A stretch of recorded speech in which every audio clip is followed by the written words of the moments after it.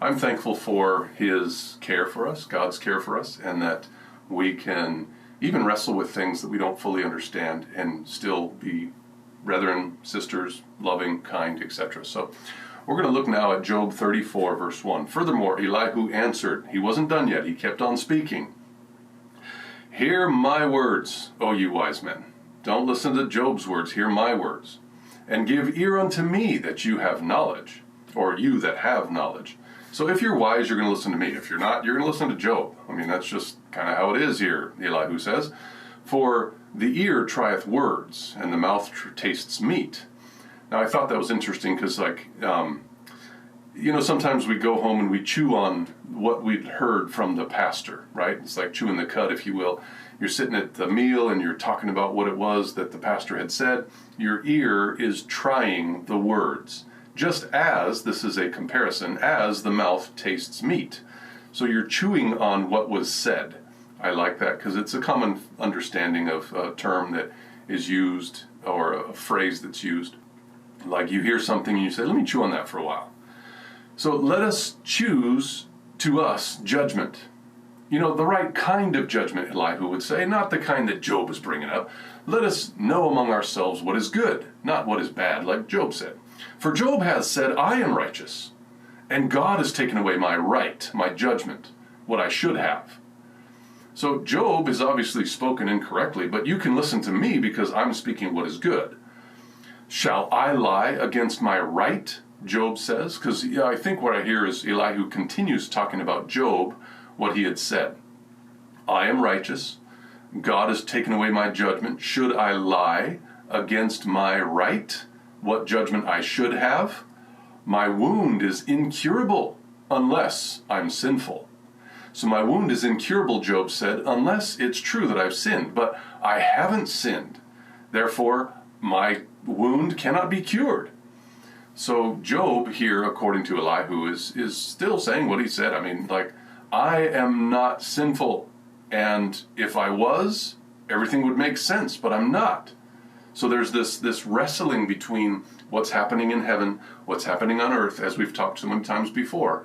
And they didn't bring in this idea that there's an accuser of the brethren. If they would have understood that and put that into the mix, everything would have made sense. But here, it's still this idea like, God, you're right. God, you're true.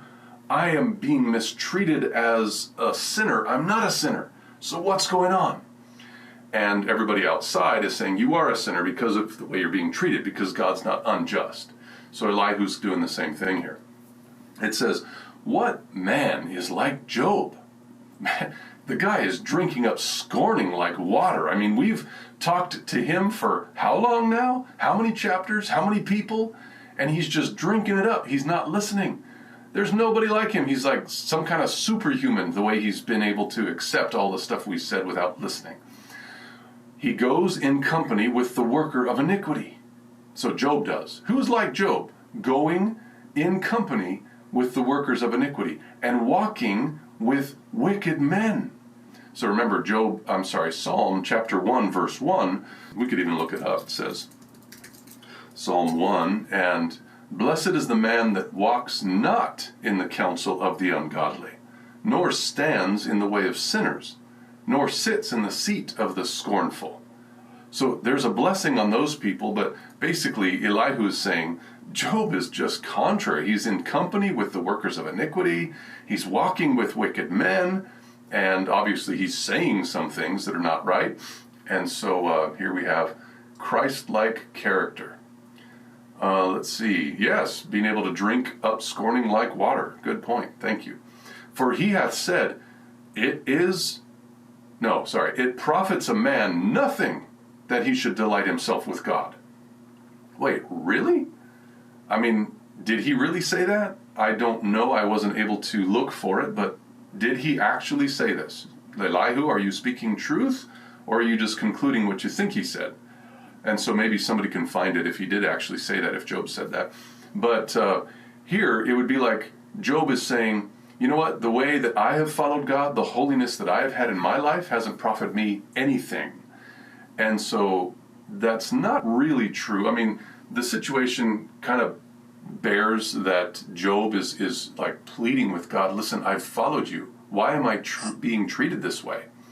And so what's happening is Job is being rehearsed by Elihu as though he's saying, I've followed God and it's not treated me any better than following the world. Well, it's not exactly true, because remember, Job, when he was responding to this kind of thing before, he was saying things like, yeah, okay, it's true that righteous folk are doing good because God's blessing them, but remember, the wealthy, the wicked men, the evil guys, they're also doing good when God is not blessing them. And so Job is trying to like find out, is what you guys say, is it really true? Or are you kind of bringing stuff up that's a little out of context based on the fact that you're not being wholly balanced? And I think Job was trying to go through all those things that they were talking about, saying, yeah, the righteous are treated this way, the wicked are treated this way. The righteous are treated this way, the wicked are treated this way as well. Job was going through more of that, whereas the friends and Elihu are concluding, if you're mistreated, you're a sinner, period. God is just. God doesn't do that to people that love him. And so there's this awkward consideration here that's still going through. New paragraph. Therefore, hearken unto me, everybody, you men of understanding. Don't listen to Job as he has been speaking in things that are false and walking after the wicked men. Far be it from God that he should do wickedness, like Job is suggesting by the words that we're bringing up for him. Like what? God is going to treat you bad if you're following him? That's wickedness. God treats his people well. And from the Almighty that he should commit iniquity. Far be it. This verse is the only time in Job propheteth is used. Okay, so thank you. I appreciate it. So you did look that up, and maybe it could be found in a different way too. I'm not sure, but thank you for bringing that up. Verse 11. For the work of a man shall he render unto him. So God is not the one that is working wickedness. He's not committing iniquity, because if you've done evil, then you're going to be rendered evil. That's what God does. If you do righteousness, God will render righteousness. That's what God does. And he will cause every man to find according to his ways. This is what is just. You will receive according to your works. Job, obviously, you are receiving not according to your works, because you are receiving bad for what you claim is good. What now? Is everything sin good? No. You're being mistreated because you're sinful. That's your problem, Job. And it's basically the same thing everybody has been saying, all the previous friends. 9:22, this is one thing. Therefore I said it, he destroys the perfect and the wicked. Okay, that's good. So Job is basically saying that it happens to everybody, either good or bad. God can do this kind of thing. So then Matt says, what's the old saying? No good deed goes unpunished. That's right, he favors none. Good point. So God is, and that's brought up as well, even in this chapter, I believe. It might be the next chapter. I was thinking of going through 2 chapters, but we're starting a little later, so I'm not sure if I can. The work of a man shall he render unto him, and he will cause every man to find according to his ways. So now listen, Job, you're getting what you deserve. Verse 12, yea, surely God will not do wickedly, neither will the Almighty pervert judgment. Well, no, I mean, Job, you're getting what you deserve. You're sinful. You're walking after wicked men. Who hath given him a charge over the earth? Or who hath disposed the whole world? Obviously nobody but God. If he set his heart upon man, if he gather unto himself his spirit and his breath, all flesh shall perish together. God's the one that holds everything up. And man shall turn again unto dust. So God is treating everybody well. Everybody has life. And so don't think yourself more righteous than God. Verse 16, new paragraph. If now you have understanding, then hear this. So again, he's speaking to the people that are listening to him. If you're smart, you're going to hear me, not Job. If you're wise, you're going to listen to me, not Job. If you are a man of intelligence, so this is the 3rd time so far that Elihu has said, if you're smart, you're going to listen to me. Hearken to the voice of my words. Shall even he that hates right govern? So this would be Job, I think. Should Job that hates right govern? Oh, no. We can't have him govern. And then we're switching to God. And wilt thou condemn him that is most just? Now, if this is both men, then of course the one that hates right will not govern, and the one that is most just will not be condemned. So he's either switching from Job to God, or he's concluding that the haters of right do not govern, and those that are just, that do govern well, will not be condemned. So either way, I think it could be seen, and it's still true both ways. Anyways, in verse 18, so basically the point is, listen, if you hate righteousness, you're not going to lead out. You're going to be like Job. But if you do lead out well in government and righteousness, then you're going to, who would condemn you? So basically the same argument. It says, Brother Frank, verse 17 gives us a hint that Job was a king. Oh, okay. That's interesting. And it talks about kings as well here in verse 18. Is it fit to say to a king, you are wicked, and to princes, you are ungodly? So it's true. I guess you're right. It could be that he was a ruler, a governor. He certainly sat in the gate. That's why he was such one that was focused on here, is because he was very wealthy, very popular. So could have been a king, sure. I don't know. Verse 19, how much less to him that accepts not the persons of princes? This is now God. If you're going to condemn a king or the ungodly, how much less would you condemn God, who accepts not the person of princes, nor regards the rich more than the poor?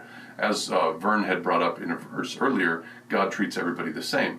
For they are all the works of his hands. In a moment shall they die, and the people shall be troubled at midnight, and they will pass away. The mighty shall be taken away without hand, and his eyes are upon the ways of man, and he sees all his goings. God is the just one. God is the one that he can see everything and knows what's going on. There is no darkness nor shadow of death where the workers of iniquity may hide themselves from God. So for he will not lay upon man more than right, that he should enter into judgment with God. So God isn't unfair to somebody that now all of a sudden there's an argument between God and a man, like there's an argument between Job and God. This isn't right. Hear me if you have understanding, right? This is what Elihu is saying. If you think that you're smart, you need to listen to me, because I'm the one that has all the intelligence, not Job. And so here again, it's the same thing the brothers of the other three friends were doing. Job is wrong, we're right, God is right. So because we're not suffering like Job is. None of the three friends or Elihu. And so it seems to me that it's just a more intelligent approach to attacking Job the same way that he's been attacked before. And then it says in education, the accounts of every business, the details of every transaction, pass the scrutiny of unseen auditors, agents of him who never compromise with injustice, never overlooks evil, never palliates wrong. Thank you. Good one. For, let's see, verse 24. He shall break in pieces mighty men without number, and set others in their stead. Therefore he knows their works, and he overturns them in the night, so that they are destroyed. So these people that are wicked, he knows their works and he destroys them, right? He strikes them as wicked men in the open sight of others. That's what God does. And here's why. You'll see in just a second. Why does God strike wicked men in the open sight of others? Well, because they turned back from him and would not consider any of his ways, so that they caused the cry of the poor to come unto him and hear the cry of the afflicted. He gives them quietness, who then can make trouble. And when he hides his face, who then can behold him? Whether it be done against a nation or a man only. That the hypocrite rise not, lest the people be ensnared. That's why. So this whole thing right here, he strikes the wicked men in the open sight of others, is because that the hypocrite will not be able to reign. Again, there's that reigning, like you're talking about the king. It's very possible now that you're saying that, it makes sense. Job would be the hypocrite. He wouldn't be able to reign, lest the people, like you that are smart listening to Elihu, would be ensnared. Well, God's not going to allow that to happen. That's why he's striking these wicked men in the open sight of others, like Job is being stricken and smitten And definitely God is doing this because he loves and chastens those, as is just brought up. So this last paragraph here, I think it's the last one, I'm not sure. Anyways, it's another paragraph. Surely it is fit or meet to be said unto God, I have borne chastisement. I will not offend any more. So basically he's suggesting now that Job repents.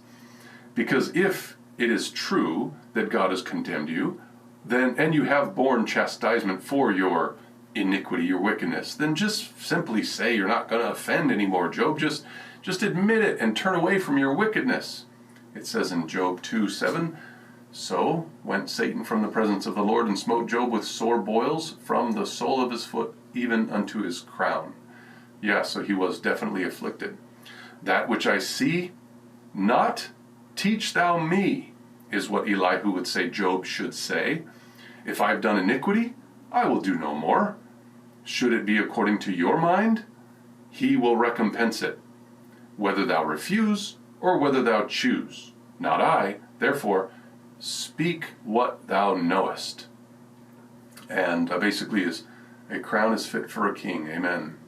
And so what's happening here is that we see that Job is being called to repentance and confession by Elihu. Let men of understanding tell me, and let a wise man hearken unto me. Job hath spoken without knowledge, and his words are without wisdom. Well, I don't think so. Job basically had the most balance between everybody. Job was just saying, I don't understand this. I'm not wicked. God's not wicked. I'm being punished, and I just don't get it. I wish I could know and understand what it is that's happening, but I can't. And so these guys are saying, well, it's easy. You're wicked, God is just. End of the story. So this phrase here is one that's really interesting, without knowledge. Watch this, because we're going to go and actually look at this phrase, and we're going to see how many times the Bible uses it. And it's here in Job 34:35. We're going to see that it's the first time that it's used, 34:35. Job has spoken without knowledge. So then he's continuing, therefore doth Job open his mouth in vain. So Elihu is still speaking. Job is speaking in vanity, without use. He multiplies his words without knowledge. There's that same phrase. And then verse 12 of 36, which is the same thing happening. Elihu is still speaking. If they obey not, they shall perish by the sword and shall die without knowledge. Kind of like Job, dying without knowledge, or being, suffering in such a way. Now, God speaks up. Who is this that darkeneth counsel by words without knowledge? I think that's really interesting, because this is one of the first things that God says. Who is this that's darkening my counsel by words without knowledge? Well, the only one that's used that so far, that phrase, is Elihu, 3 times. And so God, I think, addresses Elihu by using this phrase, without knowledge. Now, Job later, it is in the Proverbs when it's used outside of Job, but Job later, he says in chapter 42, verse 3, who is he that hides counsel without knowledge? Therefore have I uttered. This is why I said earlier that I don't understand. I have admitted I don't have knowledge. Things too wonderful for me, which I knew not. So Job is saying, it's like, I'm not the guy that said I have all the knowledge. I'm the guy that said I don't have all the knowledge. And so this one phrase here, I think, helps us see, at least it, for my mind anyways, helped me see that God did address this Elihu, even though he wasn't mentioned by name. He was mentioned by the phrase that he has used 3 times prior. So Rob says, basically, Elihu is saying authority and riches is the blessing of God on the righteous, and suffering is the punishment of God on the wicked. Yes, that's exactly what I think is being said. And part of why that's important is because we have seen the book of Job referred to, because it is the first book written, most likely, and even just by the context of the book. It mentioned Adam, but it doesn't mention the flood. It doesn't mention Israel. It doesn't mention Abraham, Isaac, or Jacob. There's a lot of stuff that it doesn't include, even in the book of Genesis. But it does talk about Adam. So it must be written sometime between the garden and sometime before Abraham or Noah, etc. It doesn't talk about the flood, all that stuff. So what's happening, though, is the book of the Bible, whether it be James or John, Peter, Jesus, we've seen Paul, various people, even Isaiah or David in the Psalms.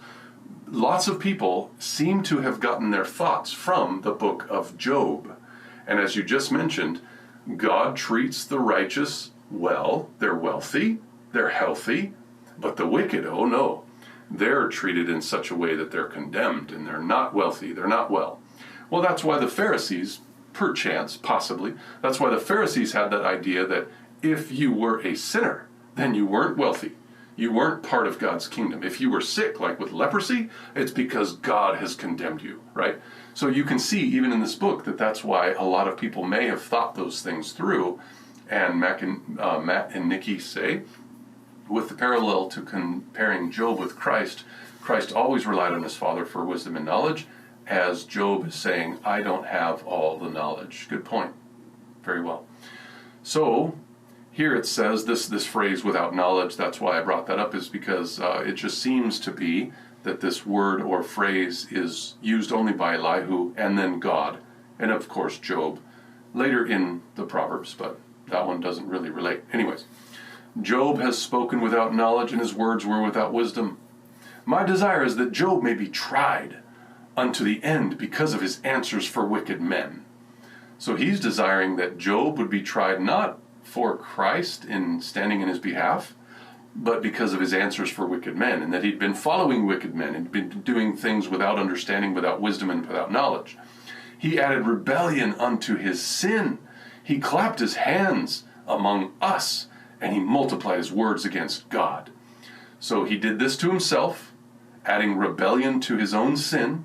He condemned us by clapping among us, and he spoke for God in the wrong way. So it's like this guy, Elihu, is saying, Job is wrong the way he's treated himself, the way he's treated us, the way he's treated God. He needs to be condemned and treated for how he has treated others.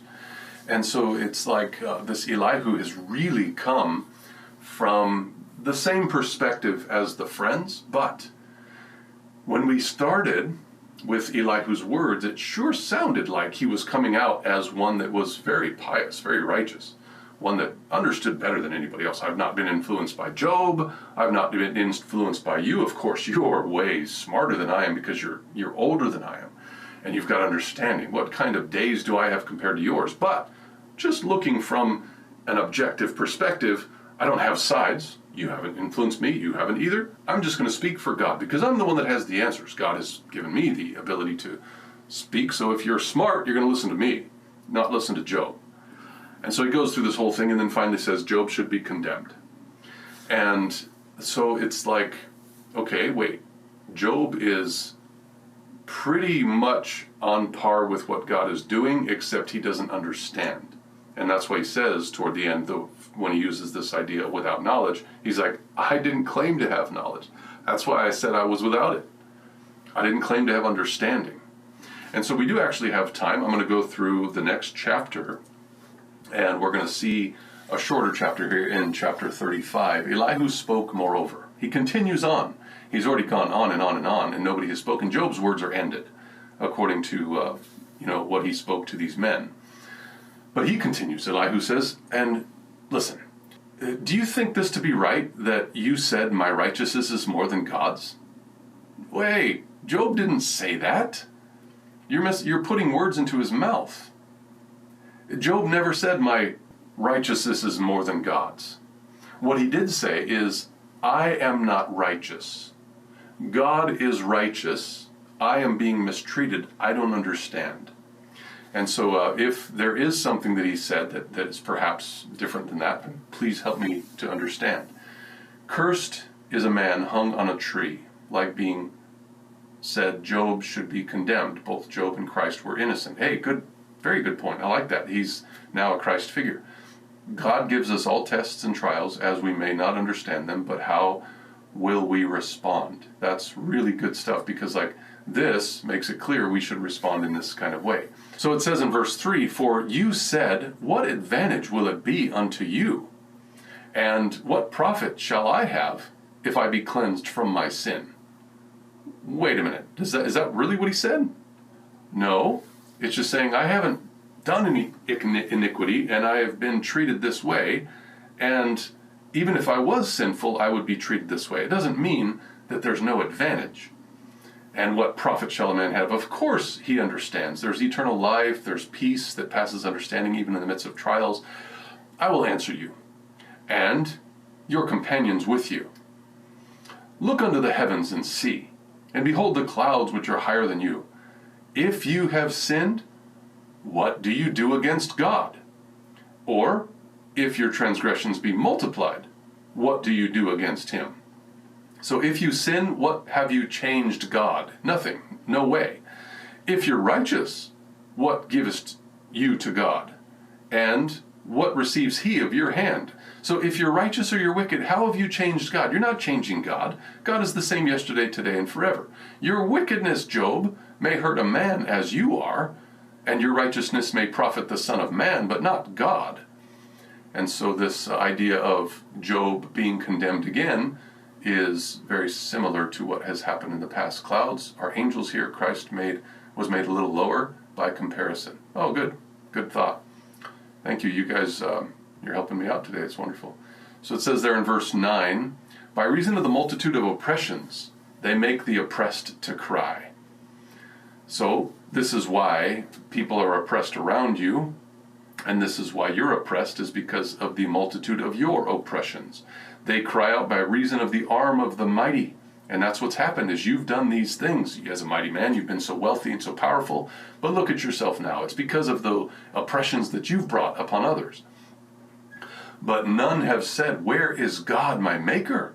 Who giveth songs in the night? Who teaches us more than the beasts of the earth, and makes us wiser than the fowls of heaven? You haven't even called on God, Job. You're just crying out against him. There they cry, but none gives answer, because of the pride of evil men. Surely God will not hear vanity like this, neither will the Almighty regard it. So that's why God isn't listening to you, because you are so unfair. You're being so carnal, so dark, so evil, Job. Verse 14, new paragraph. Although thou sayest thou shalt not see him, yet judgment is before him. Therefore trust thou in him. So Job, you're saying you don't see God. You've actually mentioned you can't see where he is. You don't know where he is. Well, look at his judgments. That's what he is showing himself doing right now. Therefore trust in what he has done. Like even what Christ said, like if you don't trust in me, at least trust in my works, in John chapter 14. It says here, verse 15, but now because it is not so, he hath visited in his anger. Because you're not trusting in him, because you're not seeing him, this is why he has visited you in his anger. Yet he knows it not in great extremity. Yet he knoweth it not in great extremity. I'm not picking this up right now in this context. I'll just continue on though. Therefore doth Job open his mouth in vain. He multiplies words without knowledge. This is that time we had seen again where that phrase is used.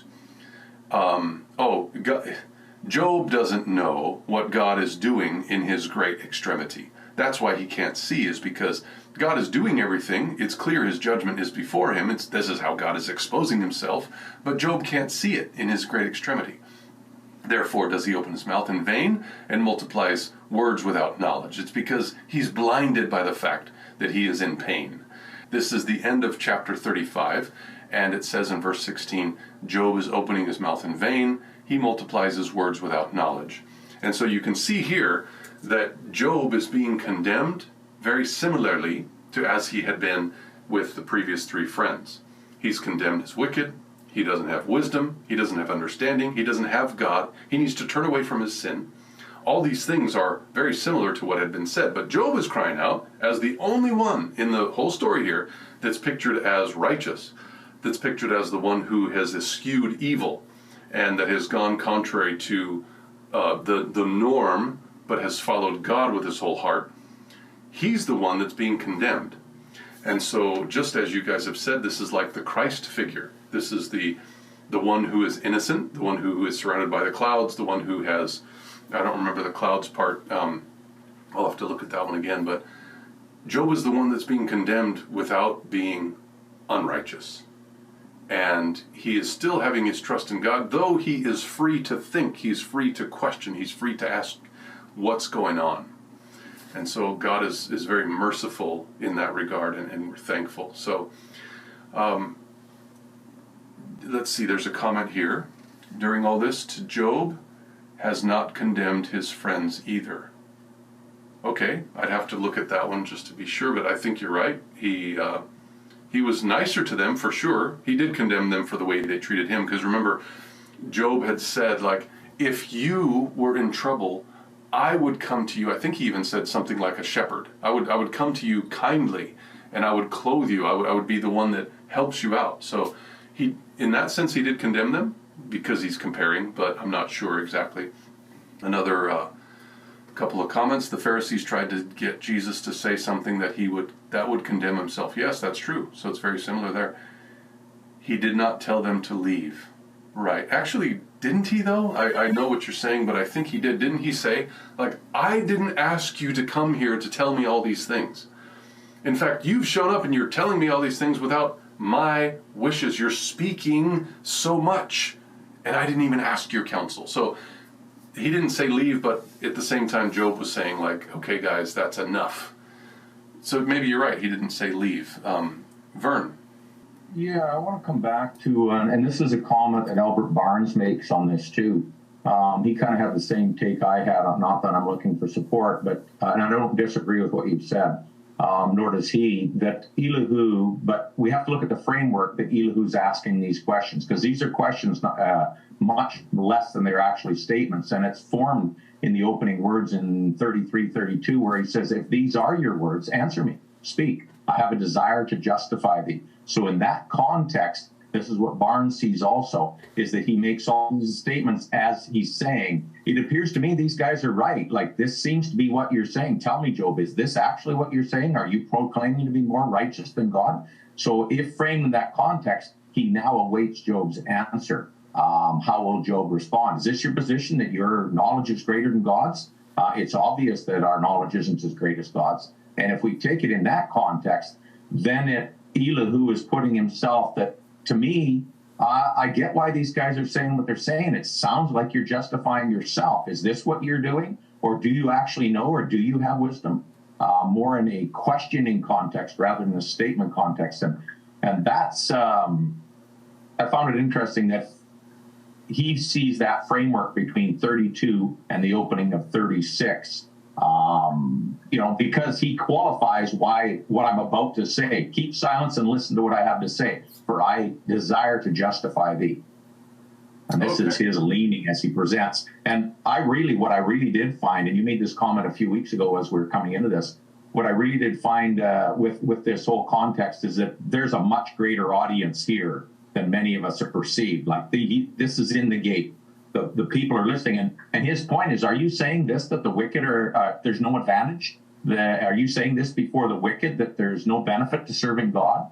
And so I think there's some validity in that too, because really, Spirit of Prophecy warns us that when we're dealing and speaking with one another, we need to be careful of our hearer, lest they be maligned against the gospel. And this was, I was reading that this week, where she really hammers on the necessity for us to be equal and in agreement where possible as we study things out, lest the wicked see a divided body. And that's part of the argument that Elihu's giving here, as well as, are you saying this openly before the wicked, that there's no benefit in serving God? Because that was Job's questions. If you look at it, Job's questions may appear, and he says, they appear to me that you're asking, God, there's been no benefit to me serving you? Yeah. But the question we must have is that what Job was actually saying? And on both the questions you ask on, 922 is the only one that even may allude that direction. And as Albert Barnes says, this is not the context of what Job said, albeit he says himself, and I agree, he says himself, it could appear to one that's not listening and it's not seeing to accept and think this is what Job was saying. So Barnes said the same thing. Real easy to move that direction in accusing Job. But Job's questions, it's interesting, Job's questions are in statement, or our statements are in question form also. Job's asking of God, seeking to have knowledge. I don't have it. I don't have this wisdom. Speak to me. Like, at this point, I don't get it. I've done nothing wrong. Why is this happening to me? Yeah. Amen. And I think there's a lot we can learn here. This book is just rich with a need for us to catch the whole picture, to really see how is God. Does he just allow this to happen? Well, we're seeing from here, he does allow it to happen. He gave the permission for this to happen, but he did it that we might learn. So I really want to discern more what in Job's response and God's response to this. That was the point I wanted to make here too. As I was looking at this week, the only one identified in the book of Job by lineage is Elihu.